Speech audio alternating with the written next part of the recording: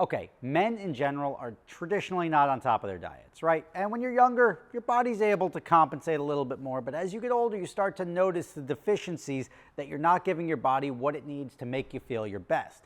And that's where I partnered up with today's video sponsor, Ritual, to help you out.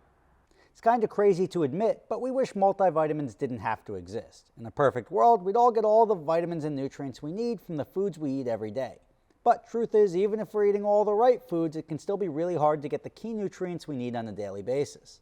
Thanks to genetics, dietary preferences, and even modern farming practices, enter Ritual, obsessively researched multivitamins that are made to fill those nutrient gaps in the diet, based on thousands of studies of key nutrients that we need versus what we're actually consuming. There are no shady additives or mystery ingredients. 2 easy-to-take capsules provide 9 nutrients to maintain your nutritional foundation every day. They've invested in university-led clinical trials to quantify the impacts of their product. And Ritual has a special capsule design that dissolves later, so you can eat it on an empty stomach and it won't be a problem. To try them out, click the link in the description. It's ritual.com/30SSR. Or you could just go to ritual.com and use promo code 30SSR. That's going to save you 30% off your first month of Ritual. All right, everybody, Rob Ferretti here, and you may have taken my financial advice back before the pandemic when Hertz was trading at like $1 a share or something like that. And I'm like, you know what?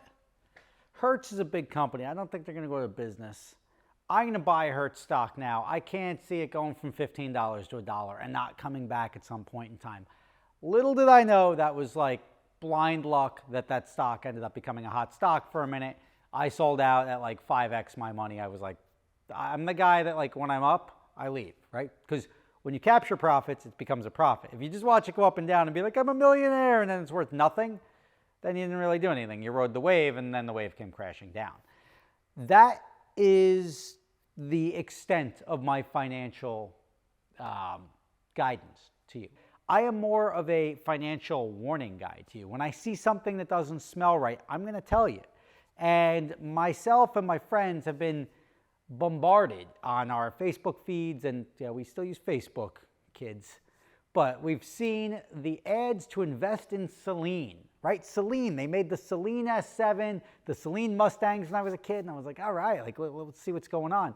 They came out with a concept car called the S1 a while ago, never came to fruition, and now they're trying to raise money and then get you to invest money as little as $500, which is it's flag number 1 right there. When they're asking for investments as little as $500 for a big name company, like it's like Toys R Us asking you to like crowdfund something, doesn't make sense, right? Like first red flag is like, why wouldn't you just go to a traditional bank, right? Like if you've been around for 30 years, if you've been creating all this stuff and you've got so much opportunity here, there's got to be either investors or banks willing to fund that. When there's not is when they look to you guys and me. And I was going to be like, you know what, let me throw $1,000 in here and let's watch it. But this is just almost so obvious to me. In my opinion, I'm not a financial analyst. I get lucky once in a while. Don't take my financial decisions as financial advice. Just listen to my thought process as to why I am doing something or not doing something. I was going to put $1,000 in the Saleen just for kicks, right? Like, let's just watch it go. But like all I see is this. Like it's akin to me just ripping it up, throwing it on the floor and lighting it on fire. Because Saleen has tried creative, and when I say creative, they had like a pump and dump scheme about 10 years ago. They've tried creative ways to revive the brand, and they filed for bankruptcy back in like 07, 08, so they didn't survive that. Their recent financial disclosures are like, yeah, we did $2.5 million in revenue and we lost $3 million and we have $11,000 in the bank. And it's just like, when you start looking at stuff like that and then say like, well, why would I give these money? Why would I give these guys money? They were trying to raise $20 million. They've raised, and I thought it was supposed to end October 1st and they extended it to October 5th. They went to raise $20 million. I think they got $700,000. That's still a lot of somebody's money here. And if you look at the different tiers, it's like, we'll give you bonus shares. And like the first thing you're going to give somebody, if they give you money, is more fictional stuff that you're not going to ever be able to cash in. There's not going to be a value there. Like if I was going to give them 50 grand and they're going to give me 50 trillion shares of something that's going to be worthless, It's the whole like pump and dump thing. Like, oh, here, keep giving me more, keep giving me more, keep giving me more. And this is like you're visually watching them put their financial woes on retail investors, right? Like guys that don't know any better. They're not looking at financial statements. Like, oh, I like Saleen. Now, objectively, like I'm not going to just crap on the company. They made probably still to this day the coolest looking, the sexiest American supercar of all time. The Saleen S7. It's gorgeous. It's still gorgeous. I sold mine for like $200,000 back in the day, thinking that like, yeah, whatever, it's going to be like yeah, it may go up to 300.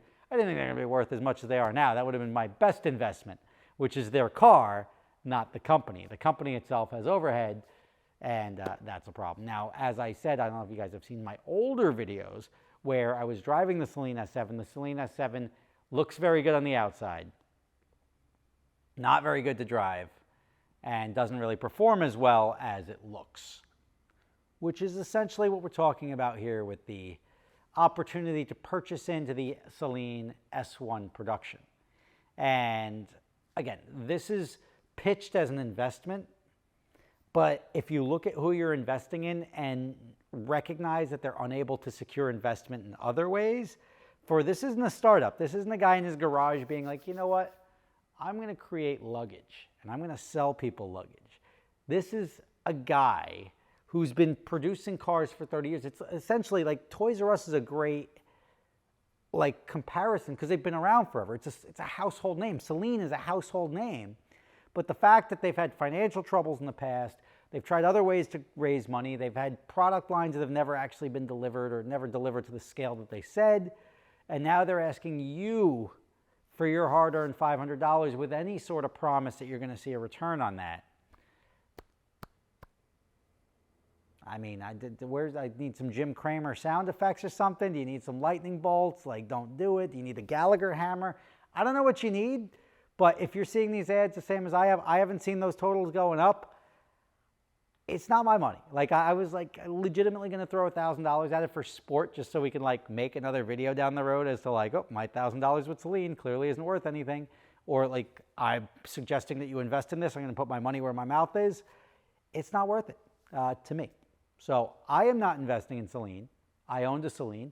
I would probably even contemplate buying a Saleen Mustang. Like, you know, like an 02, 03 Saleen Mustang. They were cool, right? Back in the day.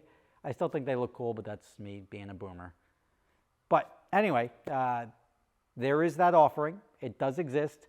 They have not had much success financially in the past, and I would allow that to serve as your warning as I have used it as my warning as to why I'm not going to invest in the company.